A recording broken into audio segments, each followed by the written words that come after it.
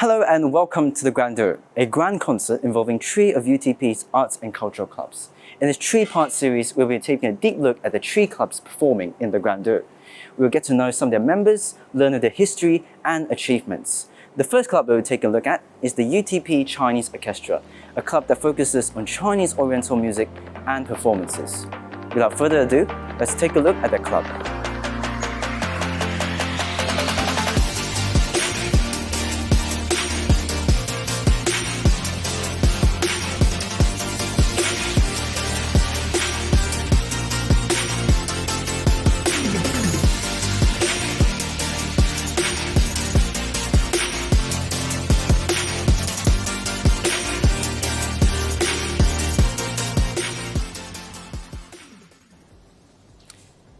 Well, without further ado, let's start our interview. So joining me here is the president of UTP CO. Feel free to introduce yourself.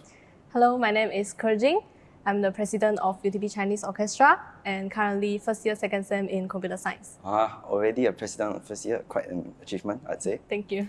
And speaking of achievements, can you give us a brief explanation on the club, some of its achievements, history, and what it's about?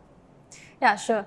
UTP Chinese Orchestra was established in 2006 and is a club that performs with traditional Chinese instruments with the aim of promoting Chinese culture and rendering arts and music amongst UTP students.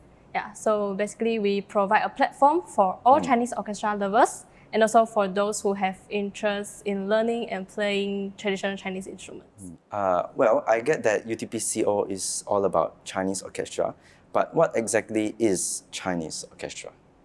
Well, a Chinese orchestra, basically, we divided it into four main sections, which called Chui La Tan Da. Did you hear about it before? Well, actually, no. Do you mind explaining it to me? Yeah, sure. The first one, Chui, it stands for woodwinds chamber. And the second, La is for bowed string instruments. And the third one, Tan, is about plucked string instruments. Yeah, last but not least, the Da is about percussion. So I see, I guess the Chinese orchestra has quite a variety of instruments. Yeah, actually it's quite a lot. Okay, well, thanks for joining us in this interview. And actually, one last question. What instrument do you actually play for UTP CO? Oh, I play 笛子 in UTP Chinese Orchestra. Well, what coincidence, because the next person we'll be interviewing is a member of the 笛子 chamber. Alright, so please give us an introduction of yourself. Alright, hi everyone, I'm Hayden Chin Haojun, currently second year, second semester in mechanical engineering, and I'm from the TC chamber. Okay, so let's get straight into the instrument. Okay, right. So I know for usually a normal recorder, it has a mouthpiece to help you produce the sound. But I noticed for the 笛子, it does not have any of that. So I'm just wondering, how does the 笛子 actually produce its sound? Alright, so would you hold this for me? So this is a 笛子 or a Chinese flute. So a 笛子 is basically a bamboo stick with a lot of holes on it. So right here, as you can see, there is a thin sheet of bamboo, which is called the 笛末. And this 笛末 is what we use to produce the 笛子 sound. So when we blow air into the mouthpiece, the air vibrates the 笛末, which causes the sound. Okay, I see. So I notice here you have two different 笛子 of different sizes. Yeah. So I'm just wondering, are they perhaps, do they perhaps differ in any way? Is one harder to play, or do they require different techniques? Alright, so that's a very good question. Right now I'm holding a 笛子. This 笛子 is what we call a 曲笛, and the 笛子 you're holding right now is what we call a 绑笛. A 曲笛 is basically bigger in size compared to a 绑笛, which is smaller. So as you can see, let us compare. It is quite small compared to the 曲笛. So a 曲笛 actually, it is bigger in size, which causes it to play a much lower pitch of sound, while for a 绑笛, it plays a higher pitch of sound. So 绑笛 is usually easier to play, and that's where beginners first try out their 笛子. They usually start out with playing the 笛子 first, and then they will gradually move on to playing the 曲笛. Okay. Well, thank you for the insight on the 笛子. I think it's been quite interesting to get to know this instrument. Thank you for joining us in this interview. Actually, it's been a pleasure talking to you. Alright, thank you so much for interviewing me. Okay. Whose cello is this? Oh, that's fine. Wait a moment, let me remove it from the side.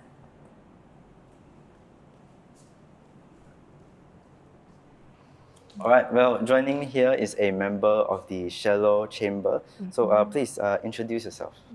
Hello everyone, I'm Rachel and I'm a final year student in applied chemistry. So I've been playing the cello about a year before I've joined UTP. Okay. So it seems that I think you have quite a bit of experience with the cello. So if you don't mind, I would like to ask, so how does the cello actually work and how do you actually play it? Let me demonstrate it to you. Yeah. So over here we have a cello. So cellos are a member of the string family and it has 4 strings here. So normally we play the cello sitting down by resting the cello between our legs and holding the cello against us with the end pin at the bottom there. So to make a sound, we use our left hand to press the string and on our right hand we hold the bow and pull it against the string. We can also make a sound by plucking the strings using our thumb or index finger or middle finger. Well, I'm sure a lot of people are also wondering this. The cello is a Western instrument. So why can it be found in the Chinese orchestra? Interesting question indeed. So traditionally, the Chinese orchestra does not involve cellos. But to improve the harmony of the overall orchestra, we were introduced into it. So certain orchestras have tried to replace cello with gehu, but gehu has its limitations such as a poor tone, a narrow range, and also difficult playability. So this makes cello a more preferable choice to be in the orchestra. So based on what you talked just now about the orchestra and whatnot, I think you seem quite knowledgeable about orchestras. So I would like to ask, what do you think is the easiest instrument to play in the orchestra? I think this will offend people, but then I think it's percussion. Oh. William, I want to join the percussion chamber actually. Why so? Because actually I hear from friends who say percussion is easy. Hello, my name is Han Leong, or you can call me William. Okay. And a bit about myself is I'm from Ipoh, and I'm currently in my 2nd semester of foundation in chemical engineering. And fun fact, I've only just joined UTP Chinese Orchestra last September.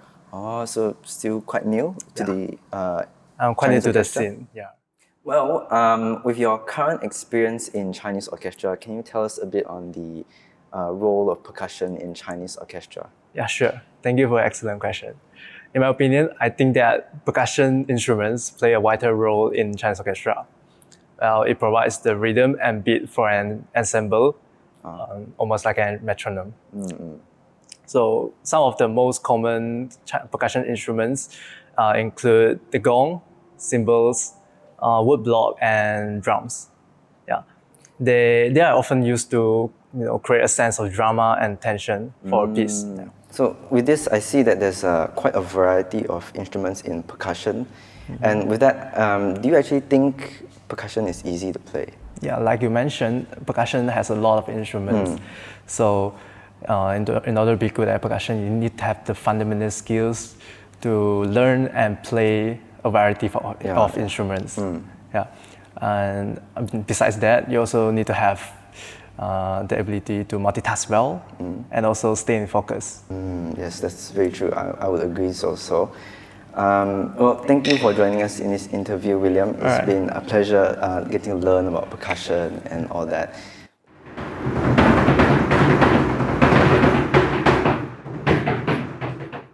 Okay, so for our final member, we'll be interviewing a member of the pipa chamber. So please introduce yourself. My name is Wei Si. I'm currently taking foundation in computer science, 2nd semester, and I'm the principal of pipa in UTP CO.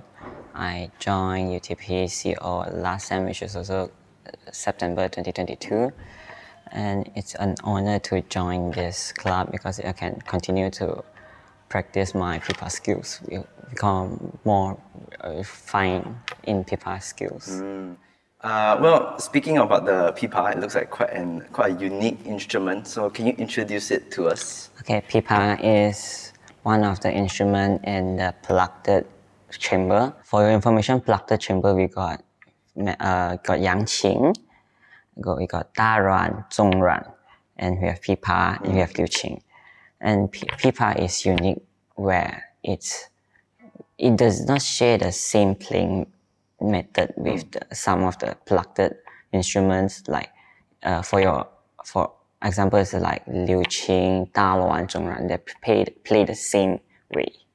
They are playing notes or they are playing on a string using their artificial like something. Picks. Picks, picks. Yeah, using the same one. But for Yangqing and for Pipa, we are using difference. For Pipa, we're using our fingers, 9 of them, except of the left of the thumb. From the left, we're going to pressing our notes, and the right hand, we're going to play off. So we're going to play. We are unique than the other plucked instrument, and it's play a variety of songs like classicals, traditionals, and even pop songs. So speaking of its uniqueness, what is its role in the Chinese orchestra actually? We separate into 2. One, we can be a solo. We can be in an orchestra. For solo, like most popular songs everyone knows for Pipa is 十面埋伏. For orchestra, we act as a moderator. We can play melody or accompaniment. These 2, and it's like mostly our score. We don't have much rest compared to other instruments. So like we playing melody or we playing others accompaniment or something else.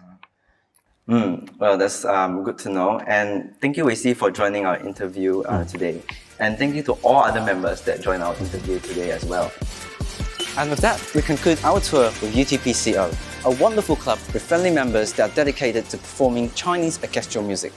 Make sure to check out part 2 of our video where we'll be taking a look at UTP's string ensemble.